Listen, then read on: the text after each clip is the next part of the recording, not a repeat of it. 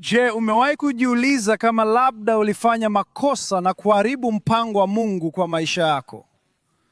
Mtu yeyote amewahi kufikiria, je, kama nilienda shule isiyo sahihi, chuo kikuu kisicho sahihi? Je, kama nilichukua kazi isiyo sahihi? Je, kama niliingia kwenye uhusiano usio sahihi? Je, kama nilinunua nyumba isiyo sahihi kwenye mtaa usio sahihi, katika kitongoji kisicho sahihi, katika mji usio sahihi, na sasa lazima niishi maisha yangu yote nikifuata mpango wa pili bora wa Mungu kwa maisha yangu? Unajua, Wakristo wengine wanaona mapenzi ya Mungu kama vile unaendesha barabarani na unapaswa kuchukua exit 100 na Ramidatitu, lakini umekosa tu njia ya kutoka. Mtu yeyote amewahi kukosa njia ya kutoka na huko kama hapo ipo, hapo inaenda, na sasa unafanya nini? Nadhani mpango mkamilifu wa Mungu kwa maisha yangu umeisha. Natumaini mpango B sio mbaya sana baada ya yote. Baadhi yetu tumetumia miaka tukijiuliza kama mwelekeo mbaya ulitufanya tusistahili kabisa mapenzi ya Mungu. Lakini mapenzi ya Mungu inavyoonekana sio kama njia ya kutoka barabarani. Ni njia nyembamba ambayo unaweza kujiunga nayo leo.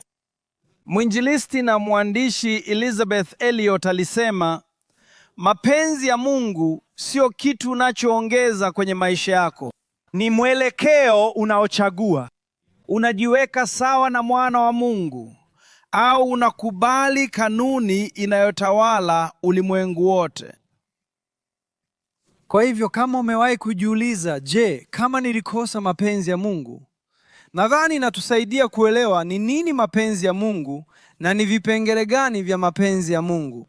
Na Biblia inatuonyesha kwamba kwanza kuna mapenzi yaliyoelezwa ya Mungu. Hayo ni yale ambayo Mungu ameweka wazi na kuelezea katika Biblia. Haya ni mambo kama kumpenda Mungu, kuwapenda watu, kusema ukweli, kusamehe, kuishi maisha matakatifu, kuwaambia watu wengine kuhusu Yesu. Hatuhitaji kujiuliza, una haja ya kuomba kuhusu kama Mungu anataka ufanye mambo hayo au la, kwa sababu ameweka wazi sana kuhusu hilo. Kisha kuna mapenzi ya kuruhusu ya Mungu. Na mapenzi ya kuruhusu ya Mungu ni yale ambayo Mungu anaruhusu kutokea, ingawa siyo yale ambayo angechagua, lakini anakuruhusu kuchagua na una hiari. Na hiyo inamaanisha una hiari ya kuchagua kitu kibaya na Mungu anaruhusu hilo.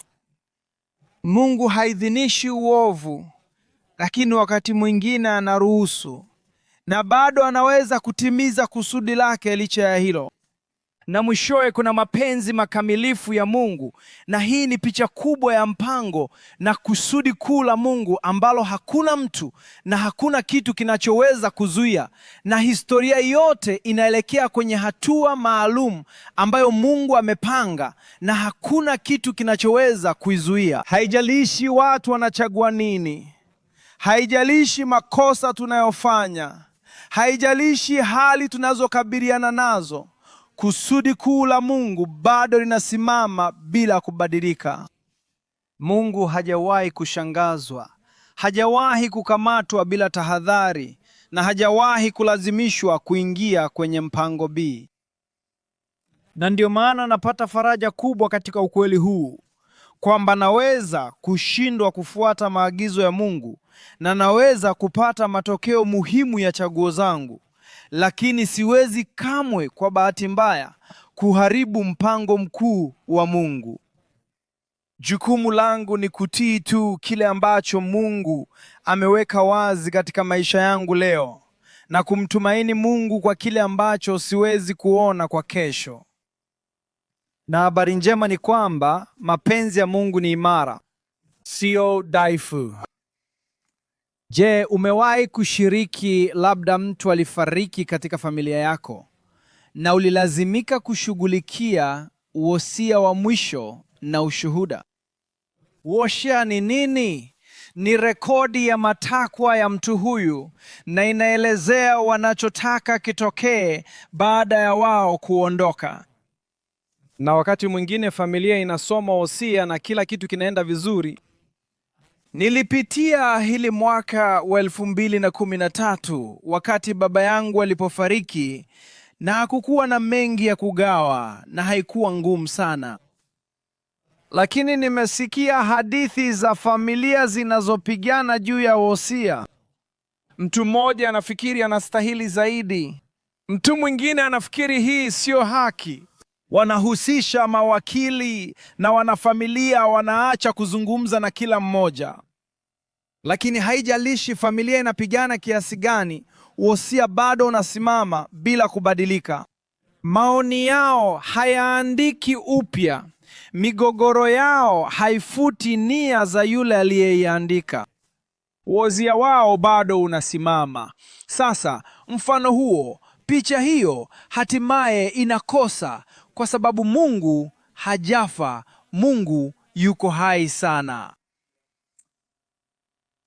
Lakini natukumbusha kwamba Mungu ana mapenzi na hasubiri kuyatekeleza hadi wakati fulani ujao.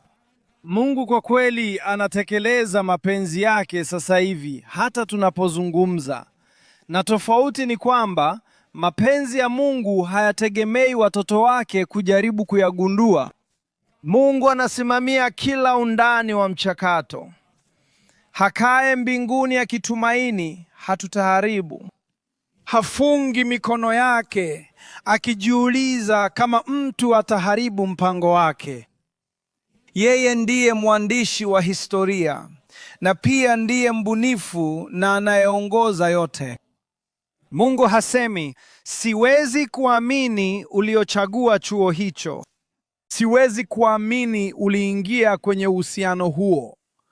Mungu hashangazwi na chaguo zako na Mungu hashtushwi na chaguo zako. Nataka tuangalie ukweli 5 muhimu kuhusu mapenzi ya Mungu. Unaweza kufuatilia katika sehemu zako za kuunganisha kwenye program ya Connection Church. Na ya kwanza ni kwamba mipango ya Mungu ni bora kuliko mipango yangu. Mithali 19:21 inasema, mipango mingi iko moyoni mwa mtu, lakini ni kusudi la Bwana linaloshinda. Unaona jinsi hiyo inavyofanya kazi? Unapanga, lakini kusudi la Mungu halishindwi kamwe. Mungu amekupa uwezo huu wa kupanga, lakini mipango yetu hubadilika. Lakini kusudi la Mungu halibadiliki kamwe. Mimi natumia ramani kwenye simu yangu mara nyingi sana. Kama hata ninapoendesha kutoka nyumbani kwangu hadi kanisani, nitafungua ramani na kuiweka kwenye skrini yangu. Inanishangaza ni vipi duniani tulivyoweza kupata njia yetu popote kabla ya program kwenye simu zetu, program za ramani, sivyo? Na unajua, kama unajaribu kwenda kutoka Texas hadi Georgia, sawa, na baadhi yenu mnaweza kukumbuka hili. Baadhi yenu mnaweza kuwa mmewahi kusikia hadithi, lakini tulikuwa na ramani hizi za karatasi na zilikuwa kubwa na ungevifungua zingefunika kioo chote cha mbele, unajua, na jinsi mtu yeyote alivyoweza kupata njia yake popote. Na kisha mara tu tulipopata mtandao, tulianza kuchapisha kurasa za MapQuest, na ungekuwa na ukurasa baada ya ukurasa, na ulikuwa katika shida kubwa ikiwa kurasa zilipoteza mpangilio. Na sasa ikiwa nitakosa mwelekeo, program inasema tu inahesabu upya. Program haikulaumu kwa kosa langu. Haipaniki. Inapata tu njia tofauti ya kufika ninapopaswa kwenda. Lakini Mungu hajawahi kulazimika kuhesabu upya mizunguko na mabadiliko katika maisha yako, kwa sababu tayari anajua mizunguko yote mibaya utakayofanya kabla ya kuifanya. Hakuna kitu kinachomshangaza Mungu. Mungu hajawahi kugundua kitu kipya. Mungu hajifunzi chochote, kwa sababu Mungu tayari anajua kila kitu kinachopaswa kujulikana. Kwa hiyo mipango yake haibadiliki. Hajawahi kurekebisha mipango yake. Isaya 46:10 inasema, ninatangaza mwisho tangu mwanzo, tangu nyakati za kale, yale ambayo bado hayajatokea. Ninasema, madhumuni yangu yatadumu na nitafanya yote ninayopenda. Ndiyo, tunapanga mipango yetu, lakini ukilinganisha na mipango ya Mungu, wewe hutaki mipango yako. Unataka mipango ya Mungu itawale katika maisha yako, kwa sababu mipango yake ni bora zaidi kuliko mipango yangu. Na kisha pili, nguvu za Mungu ni bora kuliko kushindwa kwangu. Hebu tuangalie mstari wetu wa nguvu kwa wiki hii katika Warumi 8:28. Inasema, na tunajua kwamba katika mambo yote, nisaidie katika hili, sawa? Na tunajua kwamba katika mambo yote Mungu hufanya kazi kwa ajili ya mema ya wale wanaompenda, ambao wameitwa kulingana na kusudi lake. Tutakumbuka hilo wiki hii. Paulo hasemi kwamba mambo yote yanayotokea ni mazuri.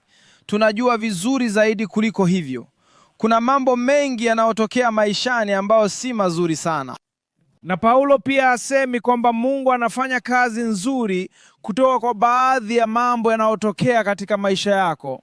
Paulo anasema kwamba hata katika mambo mabaya, kama kushindwa kwetu, mahusiano yetu yaliyovunjika, ndoto zetu zilizovunjika, chaguo zetu mbaya, hasara na huzuni na majuto, kupitia yote hayo, Mungu bado anafanya kazi kwa mema, lakini si kwa kila mtu, kwa wale wanaompenda Mungu, ambao wameitwa kulingana na kusudi lake. Unasema, kweli hiyo si haki. Kwa nini Mungu hafanyi kazi mpango wake mzuri kwa kila mtu bila kujali? Kweli si kila mtu amejisalimisha maisha yao kwa Mungu, na Mungu hatalazimisha kusudi lake katika maisha yako. Lazima upokee kusudi lake, na Mungu anachanganya yote katika kusudi lake la juu, bora zaidi. Sasa Mungu hasababishi mambo mabaya, lakini Mungu pia hapotezi mambo mabaya.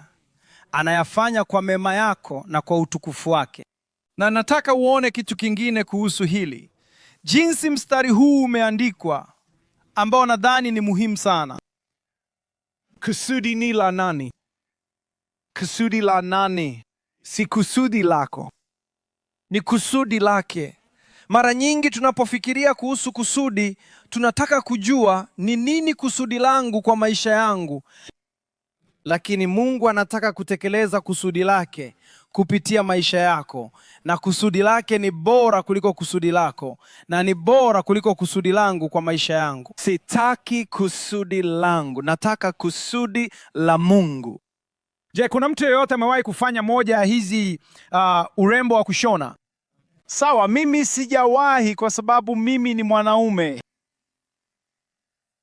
na kwa sababu sina ujuzi au uvumilivu wa kushona. Lakini ukiangalia urembo wa kushona, unaona kwamba ni mtandao uliochanganyika wa machafuko. Ni vigumu sana kuona picha ambayo mfumaji alikuwa akijaribu kuunda kutoka kwa mtazamo huu. Ni vigumu kusema. Lakini mara picha inapokamilika na unapata kuiona kutoka upande mwingine, unaona kwamba kulikuwa na picha nzuri ambayo ilikuwa ikifanywa, ambayo ilikuwa ikiumbwa. Tazama, hivi ndivyo tunavyoona matukio ya maisha yetu. Tunaona kutoka mwelekeo huu, lakini Mungu anaangalia kutoka mtazamo mwingine. Na wakati mwingine hatuwezi kuona maelezo yote ya kina mpaka amemaliza, na tunatazama nyuma na tunasema, hii ilionekana mbaya, hii ilionekana mbaya, hii ilionekana mbaya, lakini Mungu alikuwa akifanya kitu kizuri kupitia yote hayo. Na nataka tuelewe jambo la tatu, na hilo ni kwamba kusudi la Mungu hudumu zaidi ya njia zetu za mzunguko. Hebu tuangalie baadhi ya mashujaa katika Biblia ambao walidhani kweli kwamba walikuwa wameharibu mpango wa Mungu. Mwisho wa kitabu cha Mwanzo tunaona maisha ya kijana anayeitwa Yusufu, na Yusufu tunajua mapema katika maisha yake aliuza utumwani na ndugu zake. Alisingiziwa na kutupwa gerezani, na maisha yake hayakuonekana kama yanaenda katika mwelekeo sahihi, lakini hakuwa akiishi mpango wa pili bora wa Mungu kwa maisha yake. Katika Mwanzo 50 verse 20 anawaambia wale ndugu zake waliomuuza utumwani, anasema, mlikusudia kunidhuru, lakini Mungu alikusudia kwa mema kutimiza kile kinachofanyika sasa, kuokoa maisha ya wengi. Alikuwa na maisha moja, lakini kulikuwa na makusudi mawili yanayofanya kazi. Yalikuwa yanaonekana kuwa makusudi yanayoshindana. Makusudi ya ndugu zake yalikuwa mabaya, kumwangamiza Yusufu, lakini kusudi la Mungu lilikuwa kuokoa maisha kupitia Yusufu. Mungu alishinda mipango hiyo mibaya na hakuwahi kuidhinisha. Lakini kusudi la shetani kwa maisha yako ni baya. Anataka kukuangamiza. Anataka uwe mtumwa wa dhambi. Na Mungu anataka kutumia maisha yako kuokoa wengine. Vipi kuhusu Yona? Yona alikimbia kutoka kwa Mungu wakati Mungu alimuita kwenda Ninawi, na akaingia kwenye meli hii kujaribu kumkimbia Mungu, na kisha dhoruba kubwa ikaja na akatupwa baharini na akamezwa na samaki mkubwa. Lakini kisha Yona alirudi kwa Mungu na akaenda Ninawi kuwaambia kuhusu rehema ya Mungu. Yona alichelewesha kazi ya Mungu kwa maisha yake, lakini hakuweza kuzuia mpango wa Mungu, na Mungu alikuwa tayari anamsubiri pale alipofika Ninawi. Sasa angalia Musa. Musa alimuua Misri na akaenda na kukimbilia jangwani ambako alijificha kwa miaka 40, na ilionekana kama alikuwa amekataliwa kwa ajili ya maisha yake ya baadaye. Lakini Mungu alitumia miaka hiyo jangwani kumwandaa Musa kuongoza watu wa Mungu kutoka utumwani. Na kisha rudi mbele kwenye kitabu cha Matendo na Paulo. Katika sura ya 16, Paulo anasema alitaka kwenda na kuhubiri kuhusu Yesu kwa watu wa Asia, lakini Roho Mtakatifu alimwambia hapana. Kwa kweli Roho Mtakatifu alisema, nataka uende Ulaya, akamwelekeza kuelekea Ulaya. Paulo alitaka kwenda njia moja, lakini Mungu alikuwa na mipango mingine. Alitaka aende njia tofauti. Kwa hiyo Paulo akaenda na kuhubiri kwa watu wa Filipi na Thesalonike na Korintho, na hatimaye Ulaya inakuja kwa imani kwa Yesu. Wanapokea Injili. Mungu hafanyi kazi tu kupitia milango iliyo wazi katika maisha yako. Wakati mwingine Mungu hufanya kazi kupitia milango iliyofungwa katika maisha yako. Wote walilazimika kuchukua njia za mzunguko, lakini hakuna hata mmoja wao aliyekataliwa kutoka kwa kusudi la Mungu. Na kisha mpango wa Mungu hugunduliwa kwa uaminifu wa kila siku. Na hapa ndipo Wakristo wengi wanapochanganya kuhusu mapenzi ya Mungu, kwa sababu tunafikiria mpango wa Mungu kama mahali tunapokwenda kufika. Badala yake tunagundua mapenzi ya Mungu tunapofanya maamuzi kupitia maisha yetu ya kila siku, kupitia nyakati tunazosema ndiyo kwa Mungu. Ni zaidi kuhusu sisi tunavyokuwa njiani, kwamba tunakuwa zaidi na zaidi kama yeye. Warumi 12:2 inatuambia, msifuatishe namna ya dunia hii, bali mgeuzwe kwa kufanywa upya nia zenu. Kisha utaweza kujaribu na kuthibitisha mapenzi ya Mungu ni nini, mapenzi yake mema, yanayopendeza na makamilifu. Sio sana kuhusu kama ninaishi katika nyumba hii au ile nyumba, au naenda chuo hiki maalum, au nachagua kazi hii maalum. Na sisemi kwamba hayo si muhimu, lakini kuna kitu ambacho ni muhimu zaidi. Hayo ni mambo kama, je, Mungu ni wa kwanza katika maisha yangu? Je, kweli nawapenda watu walio karibu nami? Je, naishi maisha matakatifu ambayo yametengwa kwa ajili ya Mungu? Je, ninasamehe na kuhudumia na kuomba na kutoa na kushiriki Yesu? Rais wetu wa kwanza George Washington alisema, hakikisha unafanya kile Mungu anataka ufanye, kisha ufanye kwa nguvu zako zote. Hiyo ni nzuri. Huo ni ushauri mzuri. Kama unavyofanya kile ambacho Mungu tayari amekuambia ufanye, basi hatua yako inayofuata inakuwa wazi zaidi na zaidi. Watu hufanya kujua mapenzi ya Mungu kuwa jambo gumu sana, lakini Mungu tayari ametueleza mengi ya kile anachotaka tufanye hapa katika Biblia. Sehemu kubwa ya mapenzi ya Mungu kwa maisha yako iko hapa. Hajaribu kuificha kutoka kwako. Swali ni, je, unafanya kile ambacho Mungu tayari amekwambia ufanye katika Biblia? Watu wengi wanatafuta ramani ya barabara, lakini Mungu anatufanya tuendelee njiani, na unapogundua barabara sahihi, basi inakuepusha na barabara mbaya ambazo hupaswi kwenda. Zaburi 106 verse 6 inasema, ninapata ufahamu kutoka kwa amri zako, kwa hiyo nachukia kila njia mbaya. Neno lako ni taa kwa miguu yangu, mwanga kwenye njia yangu. Hajasema kwamba Biblia ni kama moja ya hizi, unajua, taa za jukwaa zinazopofusha. Anasema kwamba ni zaidi kama taa inayokuonyesha wapi uchukue hatua yako inayofuata na hatua yako inayofuata. Na kisha acha kuogopa siku zijazo na anza kumwamini Baba. Tunapokuwa na hofu, tunauliza swali hili: je, nikikosa mapenzi ya Mungu? Lakini tunapoishi kwa imani, tunaelewa kwamba Mungu yuko nasi sasa hapa, na pia yuko nasi huko mbele yetu. Zaburi 139 verse kafue tena, kurudi kwenye sura hiyo, inasema, unajua nitakachosema hata kabla sijalisema Bwana. Unatangulia mbele yangu na kunifuata. Unaweka mkono wako wa baraka juu ya kichwa changu. Mungu tayari anajua utakachosema. Mungu tayari yuko pale unapofika. Sasa hiyo haimaanishi kwamba Mungu amekuprogram kusema maneno fulani au kufanya maamuzi fulani, lakini pia hajashangazwa. Huwezi kumkimbia Mungu. Utawahi kufika nje ya mkono mrefu wa Bwana.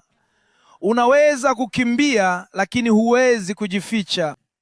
Unaweza kupinga, unaweza kuchelewesha, unaweza kupata matokeo ya kile unachochagua.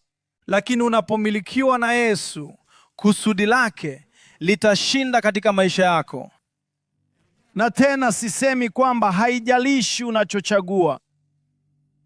Chaguo zako ni muhimu, na unapomwasi Mungu kutakuwa na matokeo ya asili kwa maisha yako. Unapaswa kuwa na busara katika chaguo zako. Unahitaji kufanya kile Mungu anasema, kwa sababu kitakuokoa na maumivu mengi njiani. Lakini Mungu bado anasema, ninaweza bado kukomboa, ninaweza bado kurejesha. Kwa hiyo wiki hii nataka ujiulize maswali haya matatu muhimu. Uliza hili kwanza: je, ninatii kile ambacho Mungu tayari amefunua kwangu? Na kisha uliza, je, namwamini tabia ya Mungu zaidi ya ufahamu wangu mwenyewe? Na uliza, je, ninatembea kwa uaminifu leo badala ya kushughulika na kesho? Njia ambayo Mungu anafunua mpango wake kwa maisha yako ni hatua moja kwa wakati. Kwa hiyo katika wiki 4 zijazo, katika mfululizo huu ambao tunaanza leo, njia ya Mungu ni bora, tutagundua kwamba njia ya Mungu ni bora kuliko mipango yetu. Ni bora kuliko njia zetu za mkato. Ni bora kuliko wakati wetu na mawazo yetu ya mafanikio ni nini. Na yote yanaanza kwa kuamini kwamba mapenzi ya Mungu ni imara, sio dhaifu, sio dhaifu. Kama Mungu anaweza kukomboa usaliti wa Yusufu na uasi wa Yona na kushindwa kwa Musa na njia za Paulo, basi Mungu pia anaweza kuongoza maisha yako na anaweza kutumia maisha yako kwa kusudi lake unapomfuata kwa uaminifu. Tunapofunga leo, nataka tufikirie kuhusu kile ningezingatia kuwa kushindwa kubwa zaidi katika historia ya binadamu, mtu wa kwanza kabisa, Adamu. Kama kuna mtu yoyote ambaye angeweza kuharibu mpango wa Mungu, nadhani ingekuwa yeye. Mwanzoni, Mungu aliumba dunia kamilifu isiyo na dhambi, na Adamu aliamriwa asile tunda la mti wa maarifa ya mema na mabaya katika bustani. Jambo moja tu, lakini alifanya nini? Alifanya hivyo hata hivyo. Na kama kulikuwa na wakati wowote katika historia ambapo ungedhani mpango wa Mungu umeharibika, ilikuwa ni wakati huo. Dhambi na kifo viliingia ulimwenguni, na kila kitu katika uumbaji kilivunjika na kuvunjika. Lakini dhambi ya Adamu haikumshangaza Mungu. Mungu hakuhitaji kuanzisha mpango wa dharura. Kwa kweli, Waefeso sura ya 1 aya 4 inasema, hata kabla ya kuumba ulimwengu, Mungu alitupenda na kutuchagua katika Kristo kuwa watakatifu na bila lawama machoni pake. Mungu aliamua mapema kutuchukua katika familia yake mwenyewe kwa kutuleta kwake kupitia Yesu Kristo. Hii ndiyo alitaka kufanya na ilimpa furaha kubwa. Mungu tayari alikuwa na mpango kwamba Yesu angekunja mikono yake na kufa msalabani. Hivyo ndivyo Mungu alivyo mkuu. Kushindwa kubwa zaidi katika historia kulikuwa kichocheo cha onyesho kubwa zaidi la rehema na nguvu za Mungu, neema, upendo. Kama Adamu hakuweza kuharibu mpango wa wokovu wa Mungu, ni nini kinachokufanya ufikirie kwamba kushindwa kwako ni kubwa kuliko mpango wa Mungu? Kuna aina mbili za watu naamini hapa. Moja ni kwamba unaweza kuwa mfuasi wa Yesu, lakini unaweza kuwa umeamini wazo hili kwamba umeharibu mpango wa Mungu kwa maisha yako na unachukua mzigo huu wa majuto. Unaendelea kucheza maamuzi hayo ya zamani ambao ulifanya akilini mwako, na unajiuliza jinsi Mungu anaweza kukutumia kufanya kazi katika maisha yako.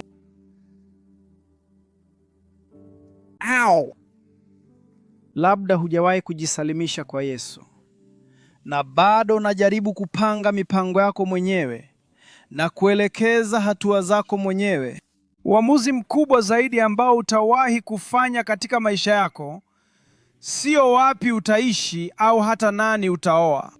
Uamuzi mkubwa zaidi utakaowahi kufanya ni kuamua nani atakuwa Bwana na Mwokozi wa maisha yako. Huhitaji ramani bora. Unahitaji moyo mpya na unahitaji roho mpya, na hiyo inaweza kupatikana tu katika uhusiano wa kibinafsi na Yesu ambaye alikufa kwa ajili ya dhambi zako. Alifufuka tena na anakualika kuwa mpya na kuwa sehemu ya familia yake ya milele. Unapomwamini leo, atakupa zawadi hii ya bure inayoitwa Roho Mtakatifu, ambayo itakaa ndani ya maisha yako na ambayo itaongoza hatua zako na kuongoza njia yako. Kwa hiyo ni mwaliko wazi kwa yeyote leo. Nataka tuombe pamoja. Mungu, kwa watu hao wa kwanza tuliowazungumzia ambao tumeshangaa, je, niliharibu mpango wako Mungu? Naomba leo kwamba kwanza tutambue kuwa mpango wako bado uko imara sana, na leo tuchague kujiunga na mkondo na mtiririko wa kusudi lako tunaposema ndiyo kwako na sisi. Tunachukua hatua inayofuata, na hatua inayofuata kufuata wewe Mungu, kwamba bado unaweza kutimiza kusudi lako lote, mipango yako yote ulio nayo kwa maisha yetu, kupitia maisha yetu. Kwa wengine, kuna baadhi wanaosema mimi nimekuwa nikijaribu kuelekeza maisha yangu mwenyewe. Na kama ni wewe, je, unaweza kuinua mkono wako hewani ukisema Nahitaji Yesu katika maisha yangu. Nimekuwa nikijaribu kuishi mbali naye na nimeacha kuelekeza hatua zangu mwenyewe. Lakini naomba Yesu leo awe msamaha wangu na kiongozi na Bwana wa maisha yangu. Ninajisalimisha kwa Yesu. Unajua, unapoinua mikono yako, hiyo ni ishara ya kujisalimisha kwa Yesu. Kwa hiyo kuna baadhi katika chumba hiki wanaosema ndiyo, huu ni wakati wangu. Ninampa yeye utawala na uongozi wa maisha yangu. Je, unaweza kuomba sala kama hii? Sema: Yesu mpendwa, na kuhitaji moyoni mwangu na katika maisha yangu. Samahani kwa dhambi zangu. Naomba unisamehe, unibadilishe kutoka ndani hadi nje. Unijaze na Roho wako na unipe nguvu ya kuishi kwa ajili yako kuanzia sasa. Asante kwa kazi unayoanza katika maisha yangu leo. Kwa jina la Yesu, amina.